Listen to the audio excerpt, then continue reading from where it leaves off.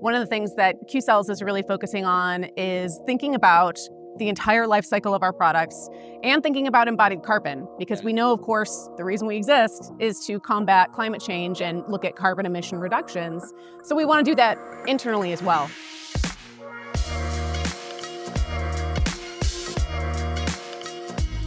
We're live here on the show floor at RE Plus Northeast in Boston. And I have the chance this morning to sit down with the Director of Sustainability from QCells, Kelly Weger. Yesterday, Kelly and Ali Peters from EDF had a session on recyclability of solar panels, which I know many of you are extremely curious about.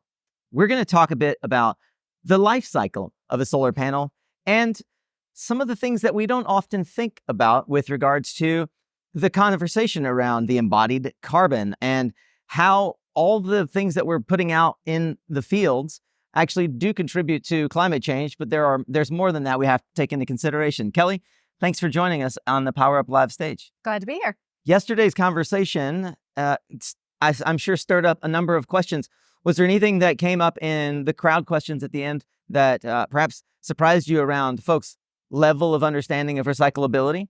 Yeah, I think one of the questions that came up a couple of times was the point about when we have to talk about recycling of panels. Oh, yeah. We talk about end of life. It's a term that a lot of people We've got like 30 years to think about that. Right. Yeah. So folks think that this is a problem 30 years from now. And the reality is that's true. And we also have a number of other situations where we have to think about recycling a lot sooner than that. Yeah, like before the solar plant actually even goes into operation many times. Absolutely. Yeah. When you're starting up a new plant, there's certainly during that startup period a lot of waste that's generated. Yeah. And even once you're fully functional in manufacturing, there's still scrap that happens. I just learned yesterday that, and I'm curious if this is true as well in module manufacturing, in a battery plant, up to 50% of what is produced in the first year is waste. Wow. 50% in a battery plant. So I hadn't thought about the manufacturing process, which QCells is a clear leader here in the US as a domestic manufacturer, but as well in the field, right? Like what folks don't realize is in the process of shipping modules to site, moving modules around the site, you're doing a 100 megawatt project or bigger, you're going to have dozens of pallets of modules that effectively are casualties of the transportation cycle, right? And you all just announced a partnership last week with SolarCycle. I think that was a pleasant surprise to hear. And I'd love to hear why QCells is making the commitment that you are to recyclability of the product and why choose SolarCycle. Absolutely. Yeah, we're really excited about this partnership.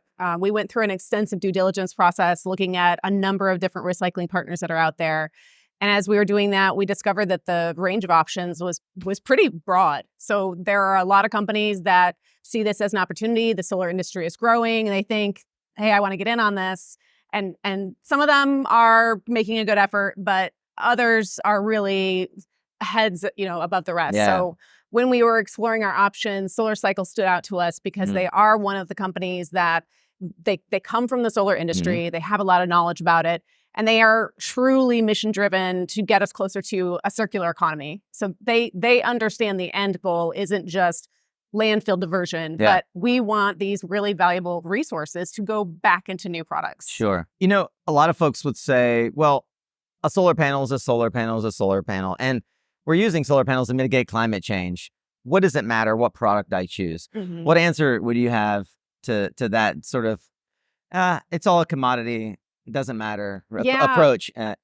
I think that's a common thought, but when you really dig into it, not all solar is created equal. One of the things that QCells is really focusing on is thinking about the entire life cycle of our products and thinking about embodied carbon, because we know, of course, the reason we exist is to combat climate change and look at carbon emission reductions.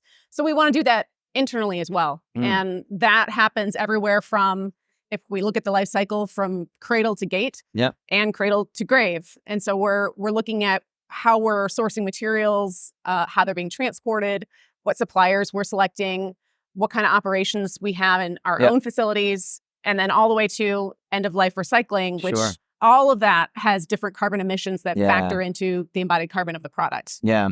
I remember when I was a decade ago working at Trina, we had different metrics that we wanted to make installers and developers aware of that allowed manufacturers who were taking the extra care to not only use appropriate products, but ensure that inappropriate products weren't embedded or embodied in the life cycle of the solar module. Things like the Silicon Valley Toxics Coalition, for example, would allow consumers to really gauge where is this manufacturer in terms of doing what they say they're going to do.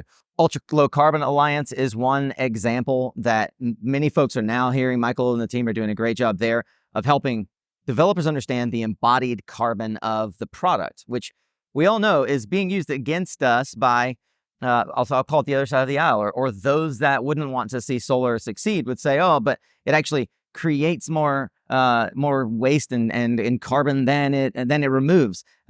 Just farce. What other examples like Ultra Low Carbon Alliance are there for developers to be able to really measure how a supplier is performing with regards to these environmental standards? Yeah, there's a new standard that's out called EPEAT.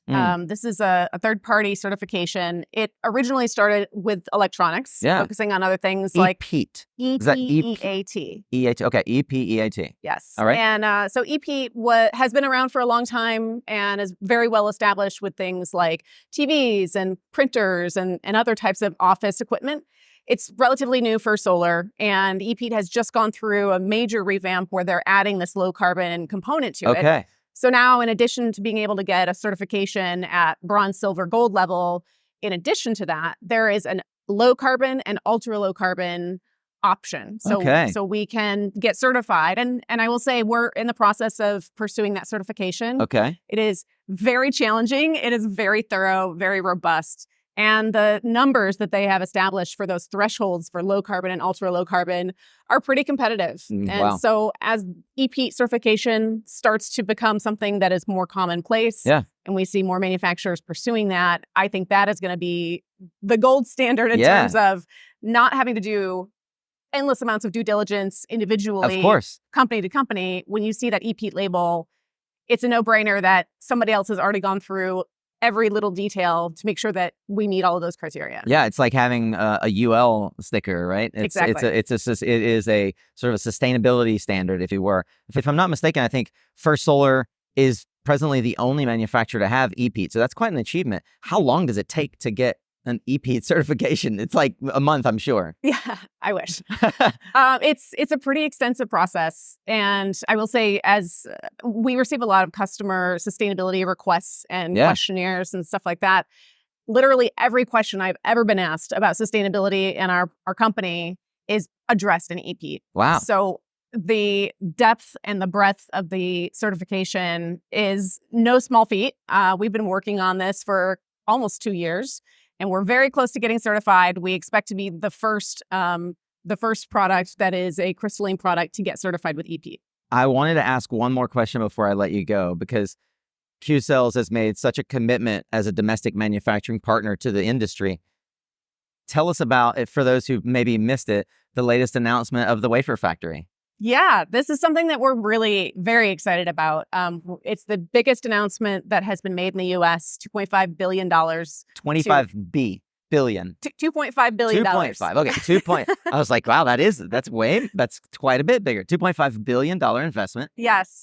And so we are building currently, it's under construction, a new factory in Cartersville, Georgia, which is going to include wafer manufacturing, which is a huge thing for the U.S. So we're very, very excited, very committed to the domestic supply chain, but also this has really amazing ramifications for our future embodied carbon. So our carbon footprint is going to shrink even more when we're able to do that much more work here in the U.S. Yeah.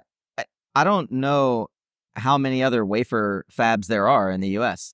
There are none to my knowledge currently, but there have been some other companies that have made claims after IRA that they were looking at investing. They will do it. Yeah. However, I've already heard of some of those that have pulled back and are no longer following through with those plans.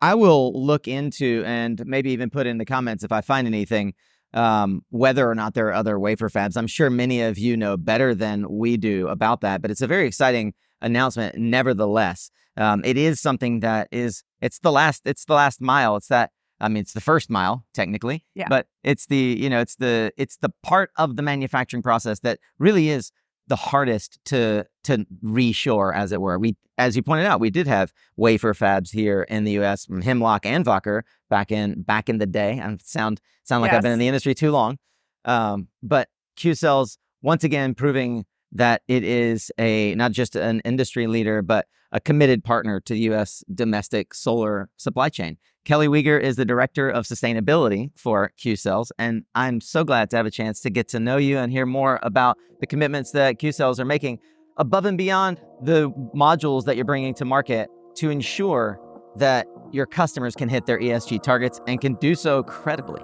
Absolutely. Thank you so much for having me.